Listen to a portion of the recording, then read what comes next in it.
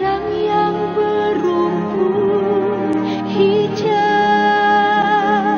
Ia membimbingku ke air yang tenang, Ia menyegarkan jiwaku, Ia menuntunku di jalan yang benar, oleh karena namanya.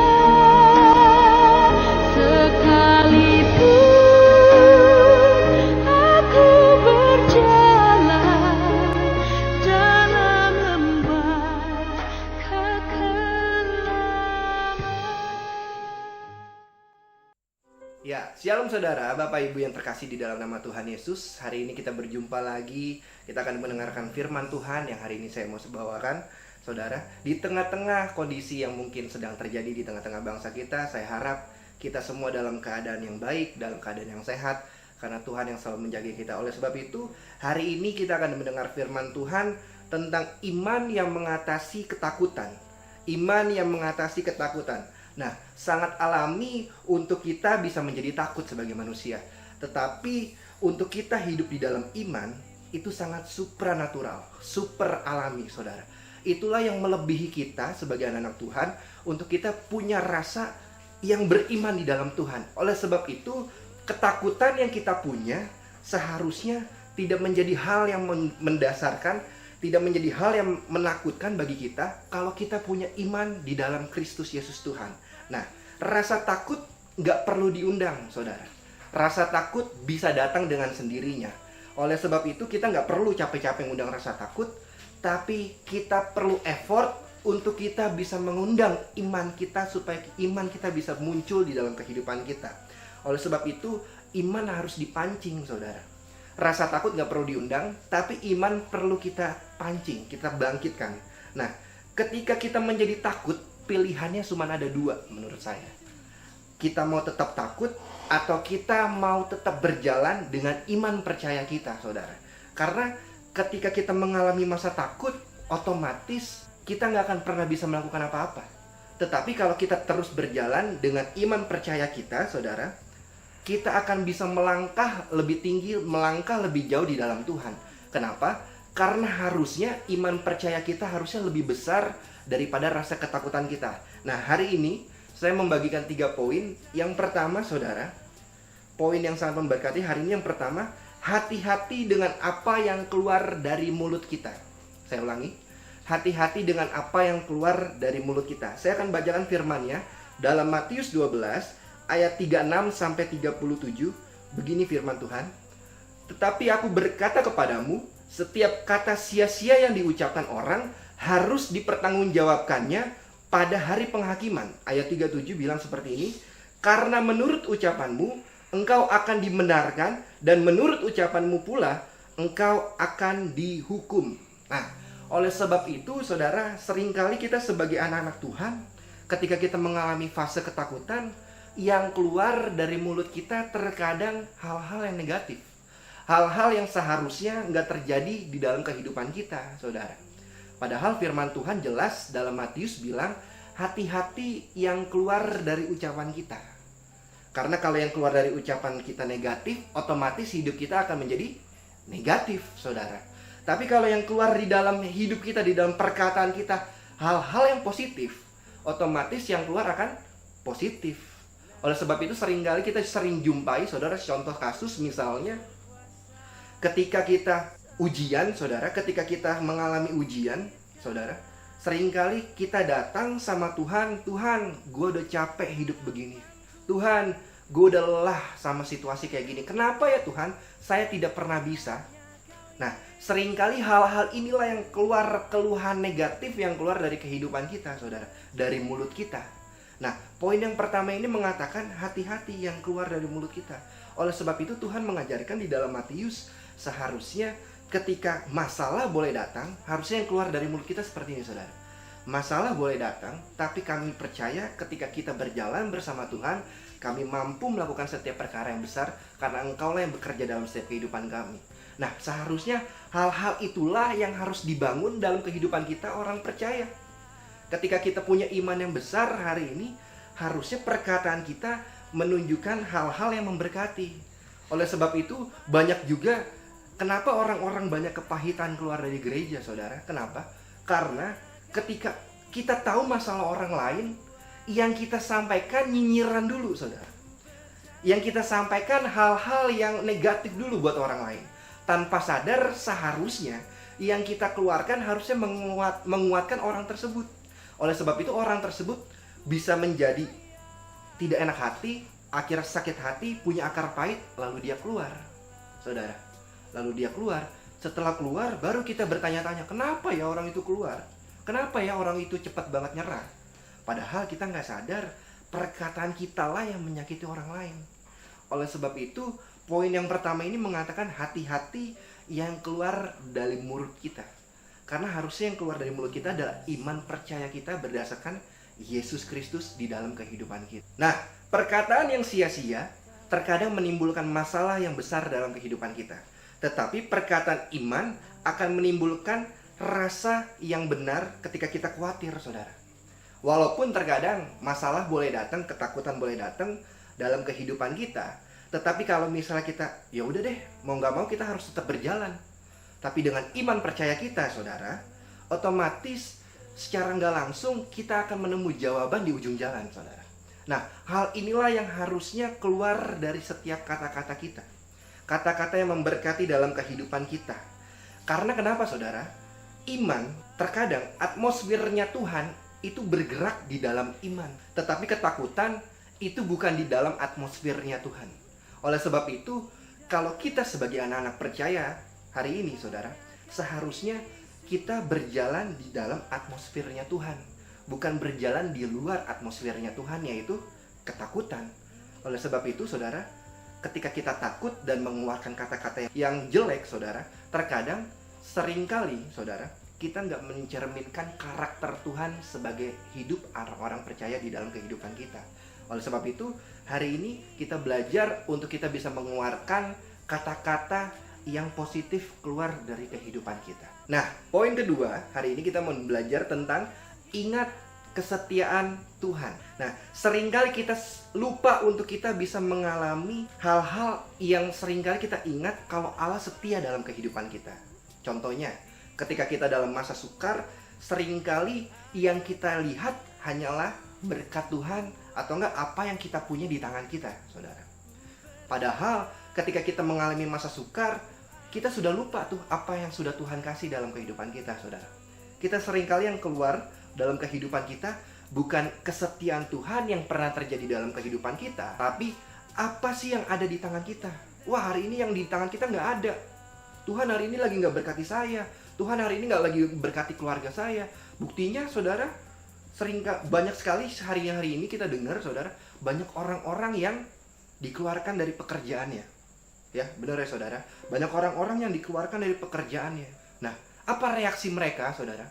Walaupun juga sebagian besar orang Kristen, saudara, reaksi mereka menangis. Bukan menangis nggak boleh, saudara. Tetapi ketika mereka menangis, mereka mengeluh. Ketika mereka mengeluh, mereka mulai memperkatakan hal-hal yang negatif tentang perusahaannya, saudara. Tentang perusahaannya, di mana tempat mereka bekerja, di mana tempat mereka mencari berkat, saudara. Mendapatkan berkat apa yang Tuhan kasih dalam kehidupan mereka. Nah, seringkali mereka nggak bersyukur ketika ngalamin masa sukar, saudara. Mereka nggak ingat lagi tentang kesetiaan Tuhan yang pernah terjadi dalam kehidupan mereka.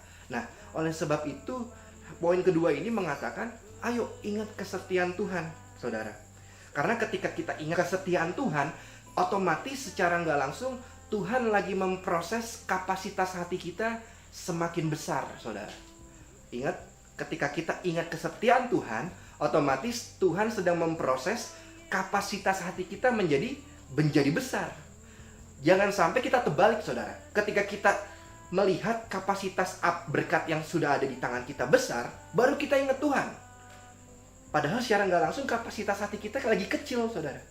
Nah, harusnya yang benar, ketika kapasitas hati kita besar, saudara, kita mampu mengucap syukur dalam keadaan baik maupun sukar. Nah, hari ini kita mau belajar juga dalam Ulangan 7 ayat 17 sampai 19. Firman Tuhan berkata seperti ini.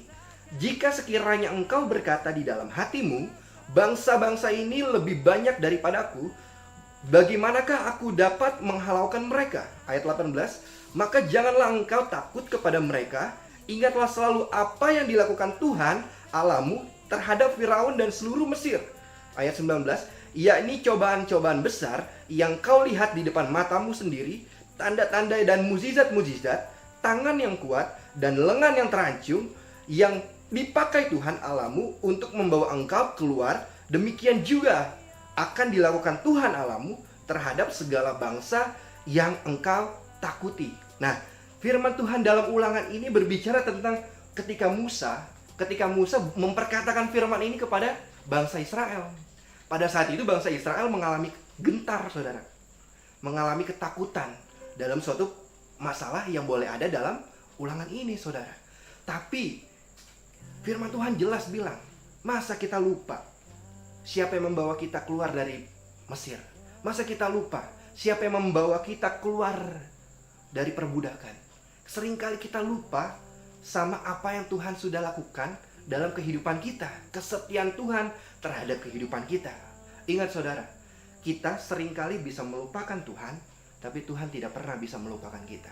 Oleh sebab itu, seharusnya kita sebagai DNA-nya Allah, saudara, hari ini DNA-nya Allah, haknya kita, seharusnya kita seringkali punya DNA yang sama kepada Tuhan. Kalau kita harusnya juga ingat kesetiaan Tuhan ketika kita mengalami masa-masa sulit ataupun masa-masa yang sukar, saudara. Hari-hari ini banyak terjadi ketika saudaranya terinfeksi virus corona, saudara. Seringkali mereka menjadi kecewa. Seringkali banyak orang-orang yang ternyata terdampak, mereka kecewa. Padahal seharusnya mereka terdampak ada masalahnya. Oh, ternyata keluar-keluar. Oh, ternyata berhubungan berinteraksi dengan orang. Padahal seharusnya pemerintah jelas mengatakan bahwa stay di rumah lebih aman, saudara. Nah, seringkali kita nggak ingat itu, tapi ketika kita kena masa sulit kita, saudara, kita lupa sama kesetiaan Tuhan. Nah, jangan terlalu besar kita merenungkan semua masalah dan tantangan di dalam hidup kita, tetapi harusnya yang besar, renungkanlah kesetiaan Tuhan di dalam kehidupan kita.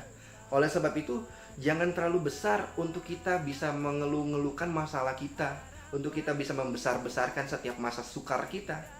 Tapi seharusnya yang besar adalah ketika kita merenungkan kesetiaan Tuhan dalam kehidupan kita. Nah, Charles Spurgeon berkata seperti ini, saudara. Seorang pengkhotbah dari Inggris berkata seperti ini. Kalau saya nggak bisa lacak tangan Tuhan, saya akan tetap percaya hatinya atas kehidupan saya. Artinya apa, saudara? Ketika dia sudah tidak bisa mengalami tangannya Tuhan, ketika dia tidak bisa menjamah atau nggak melacak tangannya Tuhan, ketika masalah boleh datang, tetapi jawaban terkadang nggak ada, saudara. Tapi Charles berkata, saya tetap percaya hatinya Tuhan untuk kehidupan saya. Nah, seharusnya inilah yang menjadi dasar dari kehidupan orang yang setia dan orang yang mengingat selalu kebaikan Tuhan dalam kehidupannya, saudara. Walaupun jawaban belum ada, tetapi kita tetap percaya bahwa Tuhan sudah pernah, bahkan akan selalu pernah untuk melakukan hal-hal yang besar dan ajaib dalam kehidupan kita. Poin yang terakhir, saudara, poin yang terakhir adalah bangun diri kita di dalam firman Tuhan. Bangun diri kita di dalam firman Tuhan. Ketika kita sudah memperkatakan perkataan yang baik keluar dari mulut kita, saudara, ketika kita sudah sering kali mengingat kesetiaan Tuhan dalam kehidupan kita, otomatis harusnya dalam setiap hari kehidupan kita, kita harus terus dibangun hidup kita, diri kita di dalam firman Tuhan, saudara. Nah, waktu kita membiarkan iman kita, terkadang gini, saudara. Waktu kita membiarkan iman kita, saudara, karena dosa dan kelemahan kita. Nah, pada saat itulah ketakutan akan mulai berakar di dalam kehidupan kita. Saya ulangi, saudara. Ketika kita membiarkan iman kita dalam kelemahan maupun dosa kita, tanpa disadari, seharusnya bahkan sebenarnya yang sudah terjadi, ketakutan mulai berakar di dalam kehidupan kita, saudara. Walaupun kita secara langsung nggak tahu, tapi ketakutan itu mulai berakar di dalam kehidupan kita. Mungkin kita nggak takut, saudara, ketika kita ngalamin suatu case masalah, ketika kita ngalamin cobaan ataupun ujian dari Tuhan, mungkin kita nggak langsung takut, saudara. Tanpa sadar, ketika iman itu sudah tidak ada di dalam firman Tuhan, kita mulai mengalami fase-fase di mana ketakutan itu mulai berakar di dalam kita secara nggak langsung, saudara. Mungkin nggak terlihat di dalam tanah, di dalam kehidupan kita, saudara, tapi akarnya mulai panjang dan kuat dalam kehidupan kita. Nah, Ibrani 11 ayat 1 berkata seperti ini, saudara. Ibrani 11 ayat 1, ayat firman ini udah sering kali kita dengar, saudara. Kita sudah sering kali hafal firman ini. Bunyinya seperti ini: iman adalah dasar dari segala sesuatu yang kita harapkan dan bukti dari segala sesuatu yang tidak kita lihat. Roma juga berkata seperti ini, saudara, dalam Roma 10 ayat 17. Roma 10 ayat 17 berkata seperti ini: jadi iman timbul dari pendengaran, dan pendengaran oleh firman Kristus, saudara. Nah, ternyata ada 3 aspek dalam kehidupan kita, yaitu apa, saudara? Mulut, telinga, dan hati, saudara. Nah, itulah sebabnya seringkali kalau kita mau punya iman di dalam firman Tuhan, kalau kita membangun iman dalam firman Tuhan, seharusnya ada pemicunya, saudara. Seharusnya harus dibangkitkan iman percaya di dalam firman Tuhan. Dari mana? Dari pendengaran akan firman Tuhan, dari perkataan akan firman Tuhan.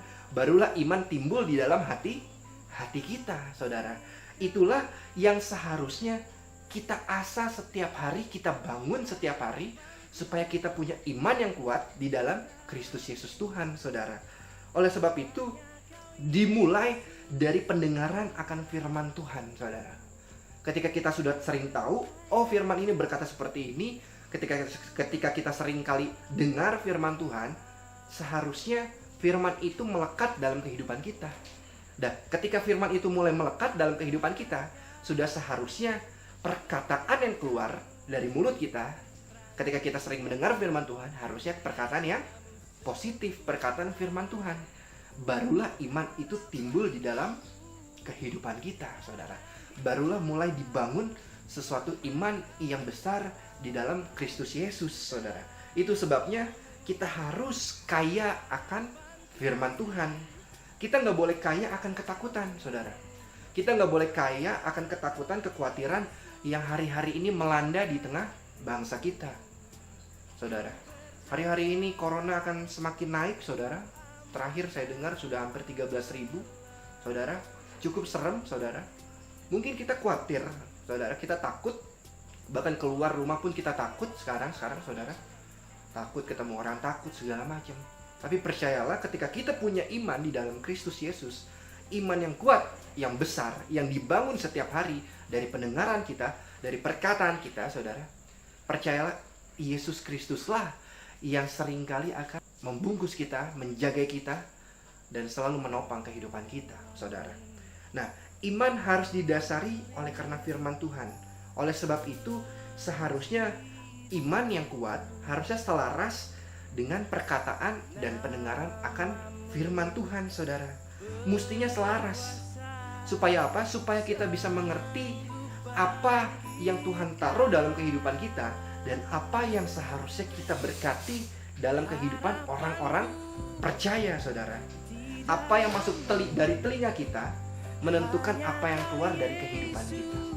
Apa yang masuk di dalam hati kita akan menentukan apa yang keluar dari ucapan kita. Oleh sebab itu, hari ini firman Tuhan jelas mengingatkan kita untuk kita harusnya memperkatakan perkataan yang baik. Di poin pertama tadi, saudara, kita harus sering kali memperkatakan perkataan iman yang baik dalam kehidupan kita. Yang kedua, seharusnya yang sering kali harusnya kita ingat adalah apa, saudara? Kebaikan Tuhan, kesetiaan Tuhan dalam kehidupan kita. Jangan selalu ingat setiap masa sukarnya saja, tetapi seharusnya kebaikan dan kesetiaan Tuhanlah yang harusnya menjadi bagian dalam kehidupan kita, saudara. Yang terakhir apa?